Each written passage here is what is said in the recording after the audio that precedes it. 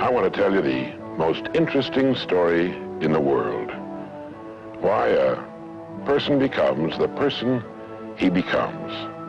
Why a little boy or a little girl grows up to be the kind of person he or she becomes. Now, the estimates by the experts in this field are that most of us are using somewhere around 5% of our real potential. Some experts say as little as 1%.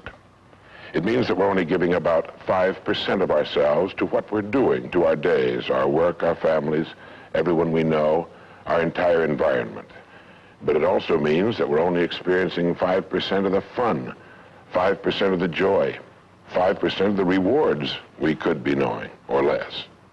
All the experts are agreed that in each of us, there are deep reservoirs of ability, even genius, that we habitually fail to use.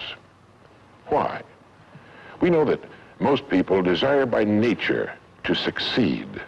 But what is success? What is this word that has become so famous in the world? What does it mean? Most people don't know what success is all about. And since they don't know what it's about, they really don't know where to look for it.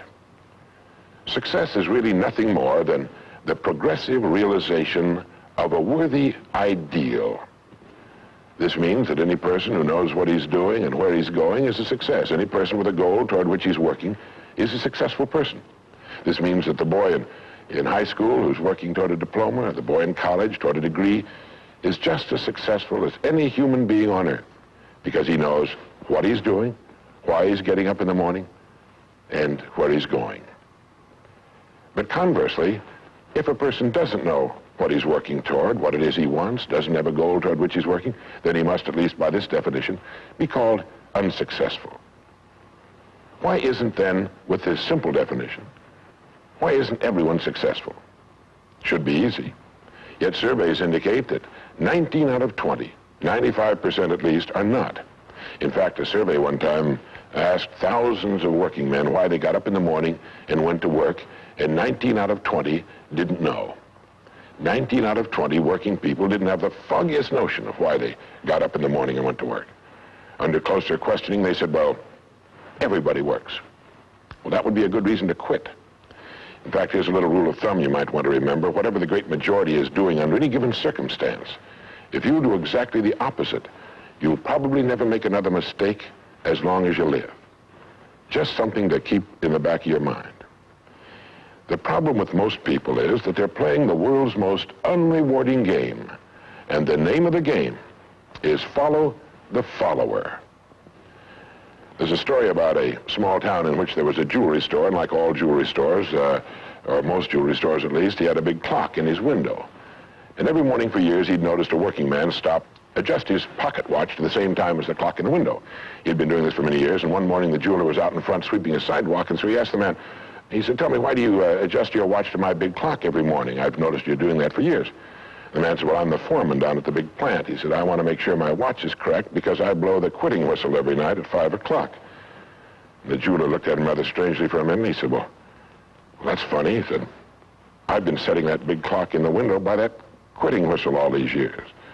A very logical thing, but they could have been off 6 months. It was a case of a person just going along with what he thought to be correct without checking his references. So I want to suggest that from now on out, at least we do that we check our references and ask ourselves, are the people I'm following going where I want to go? Let me tell you the story of what we might call the average young man in our society. Now, from the time this boy is born, there's only one thing on earth he can do, and that's to begin to think, act, and talk like the people by whom he's surrounded. This is all in the world he can do. But right off the bat, the odds are 95 to 5 that he's thinking, acting, and talking like the wrong group. They're wonderful people. They love him. They'd do anything in the world for him. They want him to succeed. But the odds are 95 to 5 they haven't got the answers he needs if he's to reach fulfillment as a human being, if he's to reach this success that he wants, if he's to reach into these deep reservoirs of ability and genius we know he possesses and draw it out. Well, he starts in school. The most important thing to a little boy in school is to be liked by the other little boys in school. And so at this tender age, he begins to follow other little boys his same age who don't know any more than he knows and who do not necessarily have any capacity for leadership.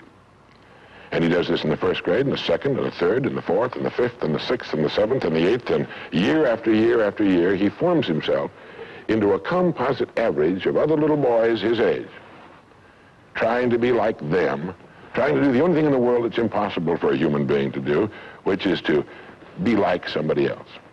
Now, let's say he goes all the way through school, usually goes in the military service. Again, he's caught in a vice-like grip of conformity. Now, let's say he's 25 years old, out of school, out of service. What's he going to do? As a rule, he'll go back to his hometown, unless he's married, in which case he'll go to his wife's hometown. But let's say he goes back to his own hometown. He's single. He doesn't know quite what to do. He's standing on a corner one morning, and a friend that he knew in school comes up and says, "Hi there, Charlie, what are you doing?" He says, "Nothing." He says, "Why don't you come down and work where I work? It's a pretty good place. The pay's regular. We got all kinds of fringe benefits and so on." And so he does. The odds are about, again, 95 to 5 that his first job is taken as a result of random application. On the job, without thinking about it, the most natural thing in the world for him to do is to look around, see how the other guys are doing their job, and to begin doing his the same way, assuming that what is normal for them is normal for him. No reason for this. He doesn't think about it. He just does it. Now, he has stretching in front of him 50 years or more in the golden age that man has been dreaming of since the days of ancient Greece. What's he going to do with these 50 golden years? Well, let's take a close look at him. We know that he works 40 hours a week as a rule. 40 hours a week, which leaves him 72 hours a week when he's neither working nor sleeping. 72 free, discretionary hours each week to do with as he pleases. Now, at this point, of course, he's married. He has his little house and his little car. And this is about what he does with his free 72 hours every week. He'll do what the other fellows are doing with their free 72 hours every week, which is virtually nothing at all. On a typical day, he'll quit right on the dot, get in his little car, go to his little house, go in his little kitchen, kiss his little wife, and say, "I'm tired." They've even figured out why he says that. The experts believe that he used to hear his father say that back when men used to get tired working during the day, and he picked it up and he repeats this every night when he gets home. He bolts his little meal and then heads for the living room where he turns on his escape box. Click. Takes 15 or 20 seconds for the screen to light up, a period of time he finds interminable, but he gets through it somehow. Maybe kicks the dog a thumb through a magazine or something. But then the screen lights up and he does too a little bit, and there in front of him he sees people in all kinds of funny old-time costumes all killing each other at a great rate. One expert has agreed that the average family can see more death and bloodshed and carnage on his television set in a week than Crassus saw when he crucified 6,000 prisoners on the southern road to Rome. But you know how those experts are. He could certainly be off one or two. But he sits there for about 5.5 or 6 hours. 25% of all free time now is spent in front of the tube, according to the latest statistics.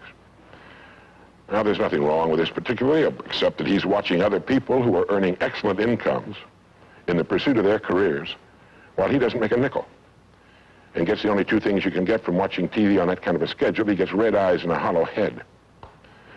Now, this is not meant to be an indictment of television. I've got a couple of television sets at home, too. I have a couple of cars at home, too, but I don't go home at night and drive around the block for 6 hours. If there's someplace I want to go, fine. My car will take me there. If there's a great program, like a golf match or something like that, I want to see it. But he sits there for 6.5 hours until finally his wife, who's a little more practical than he is, taps him on the shoulder and she says, "Charlie, I think it's about time you went to bed.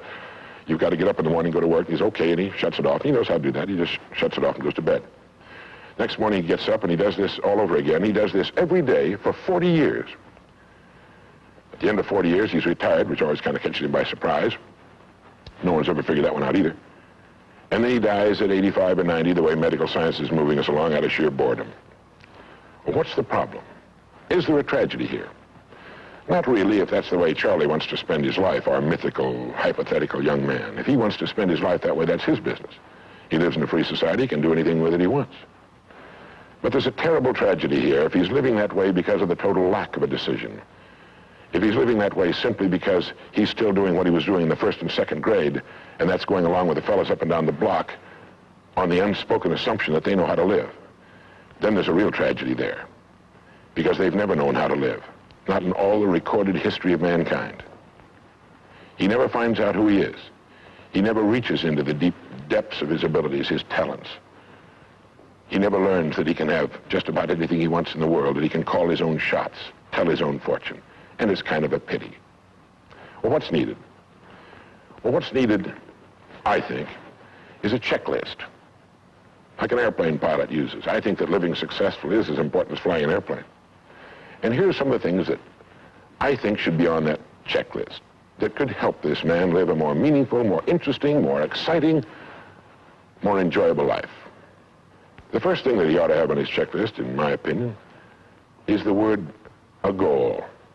A man without a goal is like a ship without a rudder. He doesn't know where he's going. He then belongs to that 95% that is just living day by day, month after month, like a starfish or an amoeba.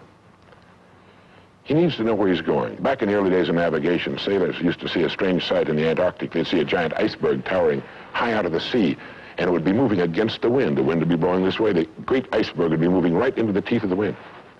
And this, of course, frightened the sailors whose ships were powered by the wind, until it was discovered that, of course, only a fraction of the great berg was visible, and that its huge, ponderous roots were caught in the great currents of the ocean.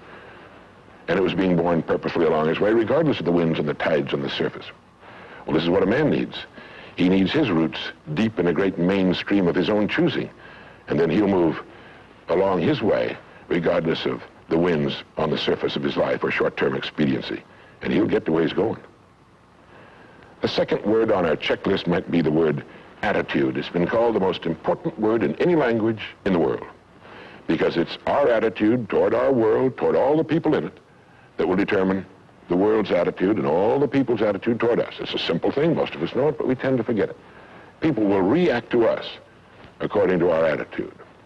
And our attitude is the greatest gift we can be given.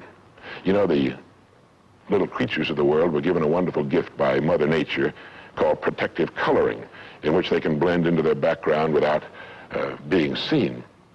But man was not given this great gift, because man was given an incalculably greater one.